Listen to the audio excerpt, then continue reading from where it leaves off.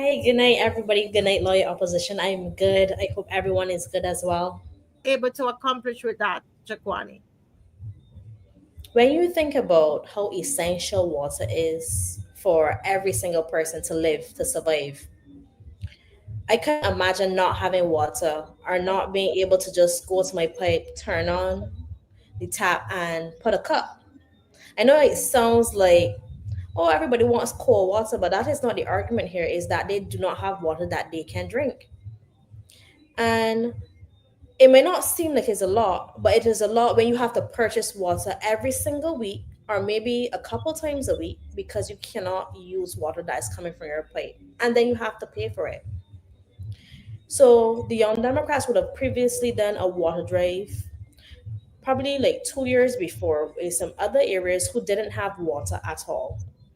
And we decided to bring back the drive again because we knew how important it was and how it could assist people. It couldn't assist them permanently, but it could show them that yes, we are hearing you, we're standing here with you, and we're going to do as much as possible to help you.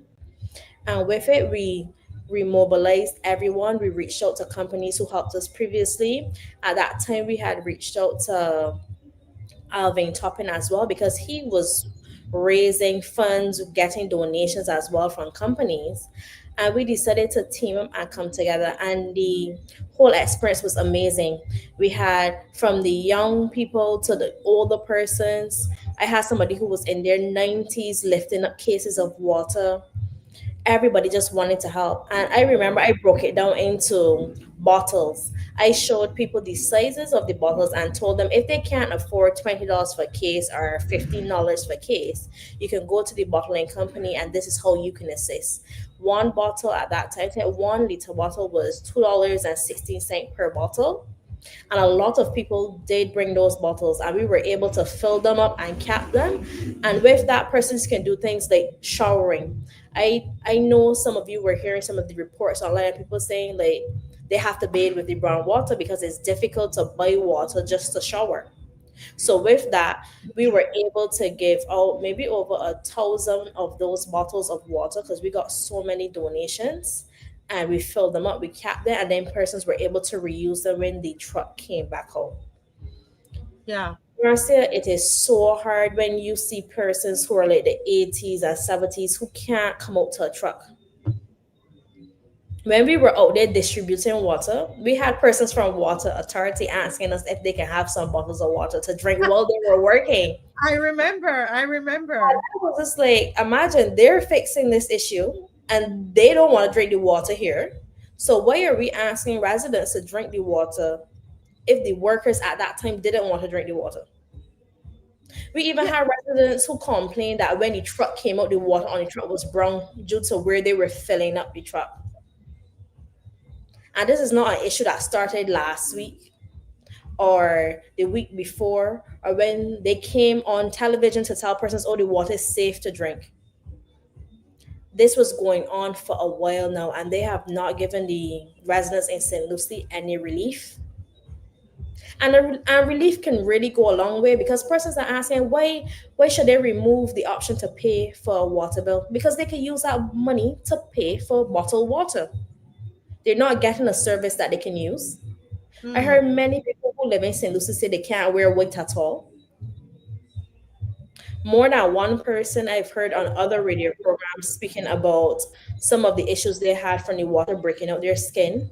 We don't know what the long term effects of this issue in St. Lucie would, how it would permanently impact people in the future. And we're taking it for a joke. I remember when they wanted persons to take the vaccine, how they came on TV and took the injections right in front of every Barbadian. So they were like, oh, you can take the vaccine, it's safe. I've not seen one person, one minister, one person from Water Authority bring a bottle of water from St. Lucie and drink it on screen yet. Because if it is so safe to drink, I think every person should be able to drink it, especially if you're trying to encourage people to drink it. Fill up the tumblers on the desks with St. Lucie water. Show the residents that it is safe to drink and you have no issue with drinking it.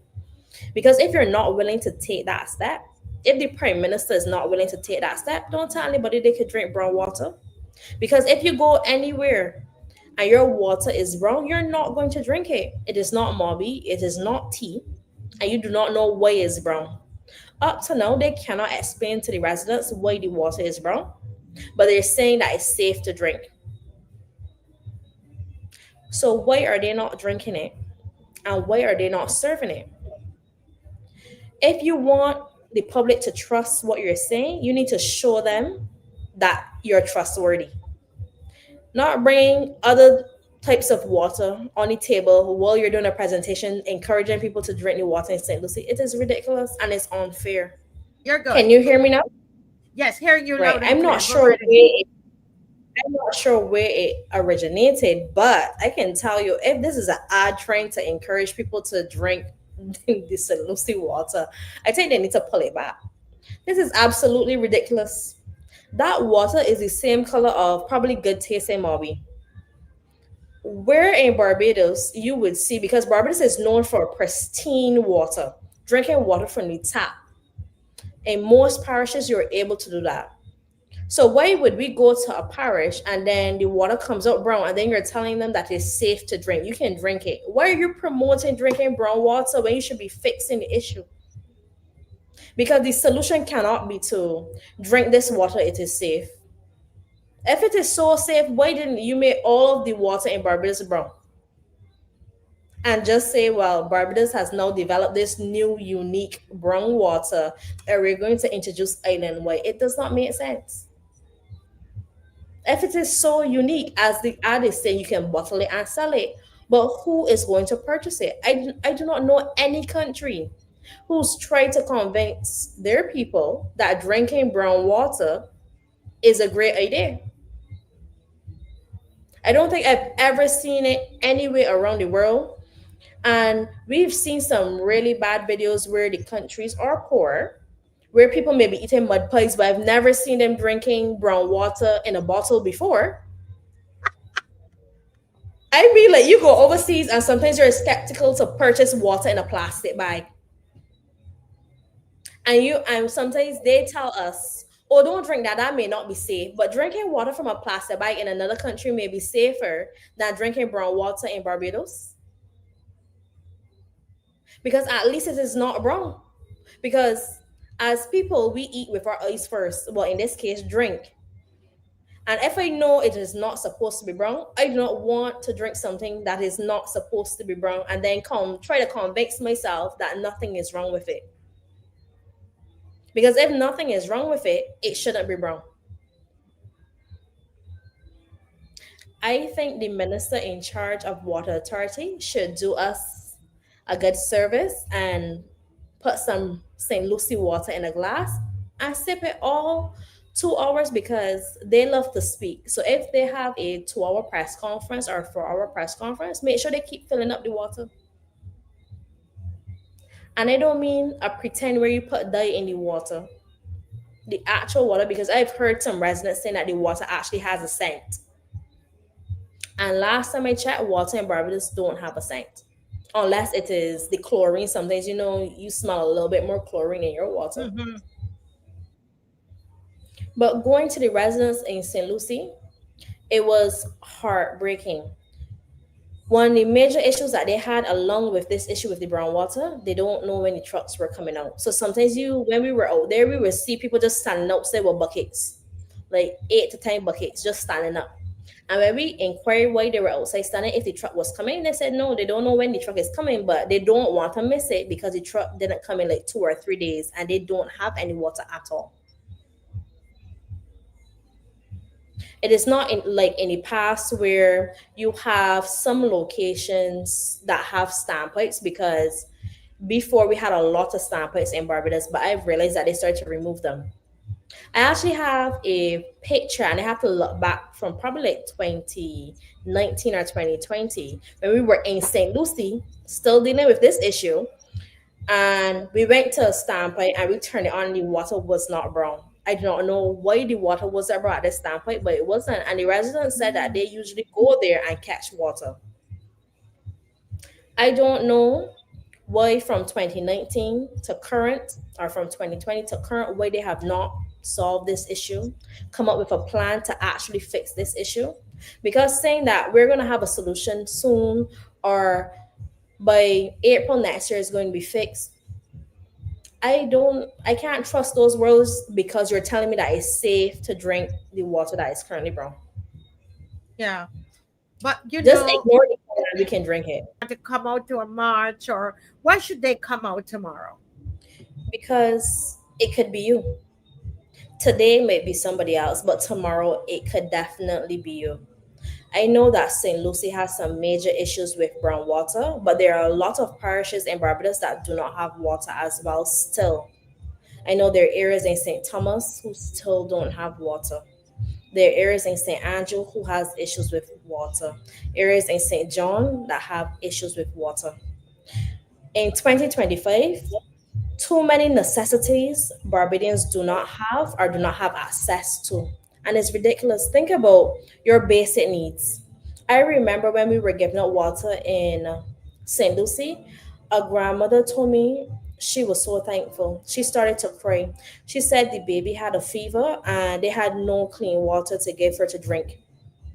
They had one small pan of water left back and they were just taking a little washcloth, just wetting her over and over because she got shots and she had a fever and they couldn't get the fever down. And she said, like, when we brought the water, she was so thankful because she said she can now put water in the baby's bottle to give her to drink. And they're not thinking about these things. It's easy for them because when they want water, they can go to their fridge, they can turn on their tap. They love to say, let's use less plastic. But the persons that live in St. Lucie, they cannot do that because they have to buy bottled water. They have to purchase bottled water weekly, sometimes daily, depending how big your household is. I did have family members who lived like very close to St. Lucie, like in St. Peter, Mainland Quarter, and they filled up bottles 3 times a week, almost 8 bottles to take up to St. Lucie. I mean, to take home, but they bought bottled water like 2 to 3 cases weekly. And water is expensive. That is an additional expense on top of all the taxes that we pay. So imagine you pay for a service and you don't get it. It's almost like you top up your phone, but you can never make any calls. You can never send any WhatsApp messages, but you have to pay monthly for this service that you're not getting anything from it. And it's unfair to ask persons to commit to this payment when they're not getting nothing. And it's not like I heard somebody saying on the radio program that, oh, they're complaining, but it's getting resolved and it's only been a couple of months. No, it's been a couple of years. A couple of years. A person can only survive so long dealing with this amount of pressure. They can only handle it so long.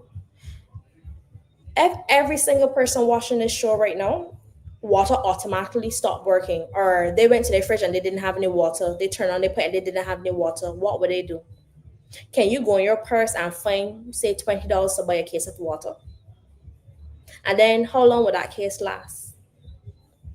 When you think about it, when you put yourself in position and imagine yourself going to the tap to turn it on and nothing came out, or yourself going to the tap and it was brown. Sometimes the water goes off at your household, and when it comes on, when it turns back on, it is brown, and we don't drink that water. We usually let the pipe run clear. Water authority usually tells us to let the pipe run clear first before you start drinking the water. So why now would we drink water that's constantly running brown? Why should we ask persons to shower with water that's constantly brown? I can't imagine going to the tap and put water in a glass and I smell it and it had a scent. How do you even wash your wares? Because people are talking about drinking water, but think about how many things you have to do just to stay clean. You have to wash your hands. You're washing your hands to make your hands clean, but you're washing your hands in brown water. Do you think it will feel clean? It's almost like washing your hand in mud water. How can you go and eat after you wash your hands? So I am assuming persons are also buying additional wipes, more alcohol to sanitize Mm. stuff with. They're probably purchasing disposable plates and cups because they do not want to wash wares because the water is brown. On top of that, they're probably purchasing more food because they cannot cook home because who could afford to buy water to cook with? if you could barely afford water to drink?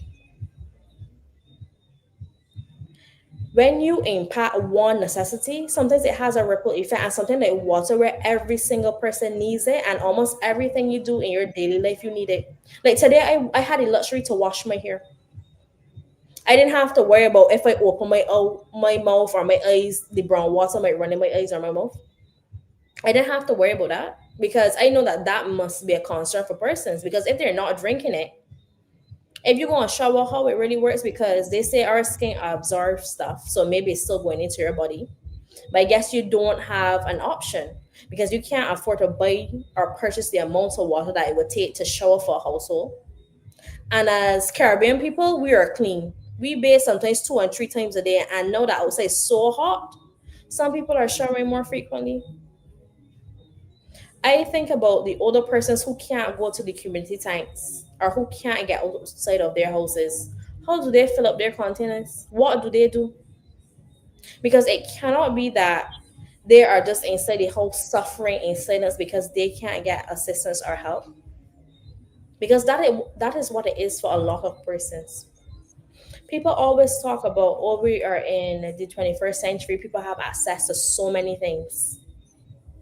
But in the 21st century, we don't have access to basic needs like clean water coming from our pipes anymore. Unfortunately, we don't have access to that. But Miss Hunt, I'm thinking as I listen to you, I am saying you're asking some serious questions and making a lot of sense. But I see here that Aline at Aline T3P is asking a very important question as well, and saying the BAP has not provided anything for St. Lucie with all the money that they borrowed, right? Think about the billions that have been borrowed, and none of that has been used on St. Lucie. And that is part of the frustration, isn't it, Shaquani? The money, the amount of money that has been borrowed, and they have not Mar- used any on St. Lucie in terms of Marcia, fixing it the would problem. Marcia, it would frustrate anybody. You imagine you come out to your house, you had a pothole, your pothole got fixed or the road got repaired, but you can't get water that is clean to drink. That you feel like that is a waste of money because for you that is not what you need. You don't need your roads fixed in St. Lucie. St. Lucie people want water, want clean water that they can use.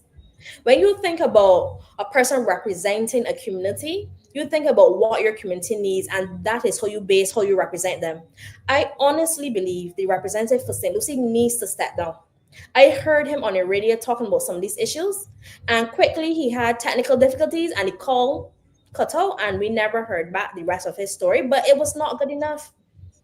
He had technical Because difficulties, right? yes, the Kokoto, like the moderator was really going in on him, asking difficult questions because there were so many people calling in complaining about the water in St. Lucie, the things that was happening to their skin, what was happening to their health, and his responses were not good enough. Not good enough for a person who's representing people who voted him in. And the least you could do, you mean you cannot even advocate for a budget for your community? With an issue that is so severe, they can get grant funding to help solve this issue. So many people will help solve this issue because they do it all around the world. Our prime minister flies way too much not to be able to ask one of these overseas countries for assistance to solve this problem. They could have even reached out to the University of the West Indies to see if some of these student scientists could come up with an idea to help solve this solution. They are not doing enough. And it's not good enough to say, oh, this issue was going on for a long time before they get. No, you're in now. You're in now, and you can't just pass on the issue like, oh, they were in before and they didn't fix it. No, you're in now. You had plans before you came in and you said you were going to fix it. You said you were going to help. You're almost on your way out. You've not fixed it. You have not even figured out what the issue is yet. So imagine almost 8 years and you're still playing the fool. You're trying to convince Barbadians that we need to trust you, but you have not shown us anything that we should trust. Mm-hmm. Yeah. And I'm not even talking about trusting the brown water because the water is brown. There's nothing that we need to be convinced about. It is brown and nobody wants to drink brown water. But you've not shown any effort to show real change or real impact in fixing the problem. A newborn baby 8 years ago is now 8 or 7, and they've been experiencing this issue for such a long time that they've only known brown water. You imagine that? We do have some children in St. Lucie who are born into knowing brown water and they may Right. think water is only brown. That's ridiculous. You have set a standard that is so poor now that you have a generation that may think that water only comes brown in St. Lucie. Mm-hmm. I honestly think that he needs to step down. I understand that he may love it, but it does not love him. It's either that they do not care about him securing his seat or they do not care about the people in St. Lucie. Because if they cared about you, your water wouldn't be brown. If they cared about you, the Young Democrats wouldn't be the only people who still do the water drive or hand out water, and they have the resources to do more. Constituencies get funding monthly. It may not be a lot, but it is still enough to assist in some manner. You're trying to tell me you're not advocating in Parliament for your residents? So why are you even asking to represent them again? You should be saying, I have disappointed you. I don't think I should run back and I'm going to step back because I cannot commit. I cannot execute. And I don't think I'll be able to do it in the future. Because if in 8 years, 7 years, 5 years, you've not been able to fix the problem, come up with a solution or even help your residents, Mm-hmm. why should they vote for you again? Why should they even vote for the BLP? Because it just shows that they do not care. Tomorrow in Queen's Park, they will be drinking bottled water and probably going to the washroom or washing their hands in Queen's Park. The water is going to be crystal clear. They may have some people from St. Lucie that will come down to that meeting and they could enjoy it. But you know what will happen when they go back home? Their water is still going to be brown. They still can't drink the Mm-hmm. water from the pipe. They still have to pay the water bill and they still have to wash their clothes there. They could come out to all the festivities this weekend and eat up and drink up. But when they go home, this problem is still there. Unless at the conference tomorrow they're addressing this problem on what is the plan they're going to do from Monday morning, they could also not have a conference. Because Because I don't know, we I don't know, as I was saying earlier, what are they actually celebrating? well, What to is be it all fair, about? they're going to have a karaoke competition. So maybe they're going to sing, and that is understandable. We all have to do something because conferences to me mean something different to them because I do not understand why they need a karaoke competition where so many residents in Barbados are struggling, not being able to survive day to day. And for the residents in St. Lucie, you imagine you singing and they can't get clear water? That's ridiculous. Yeah. Sorry Marcia, about yes. right, I got knocked out. If you're doing it for the taxi man, you would consult the taxi man. And I don't know if you guys watch Don'ts Man Instagram and Facebook, but he loves the Prime Minister. Almost every single day, he used to have something positive to say about what she is doing. So somebody that is so much following them every single day, talking positively about them, I think he should at least have had an invitation to the consultation that they would have done with the taxi drivers. And he's not only advocating for taxi drivers, I saw him talking about the water woes in St. Lucie and the brown water, wanting to know how people could even want people to drink that. You say something just so my mic was off, so you didn't hear me. You can love somebody but hate their ways. We say a lot in Barbados, you can love somebody but hate their ways. And we, some people in Barbados may love the Prime Minister, but they're really getting to hate her ways because it's impacting their livelihood, their lives. And it's like, you imagine you've been doing something your whole life. And then one day you get up and hear an announcement, a new company coming in is going to be pushing you. You didn't even get opportunity to join because they said they already got taxi drivers joining, and you don't know anything about it. I've heard him say on live before Uber even was coming to Barbados that he didn't like using Google Maps because he's not that savvy with technology. With that, that means that all the taxi drivers will have issues transitioning to Uber. And there's not like there are not other sites here that you can use the online apps to get, I guess, taxis are picked up. There's the Bimray app, which I tried recently. I didn't get it work, but who knows? Maybe I was doing something incorrectly. So I'm a young person and I was struggling to use it. So imagine you're trying to get a taxi or a vehicle. I end up going on Google, typing taxi, and I called a couple numbers until I got somebody who could accommodate my needs. And to me, it worked perfectly. Barbados is not that big that we need to have Uber here. I remember last time on the program, I spoke about persons not realizing that taxi fare in Barbados is expensive due to the fact that the duties and taxes in Barbados are expensive. Gas is expensive. They pay road tax.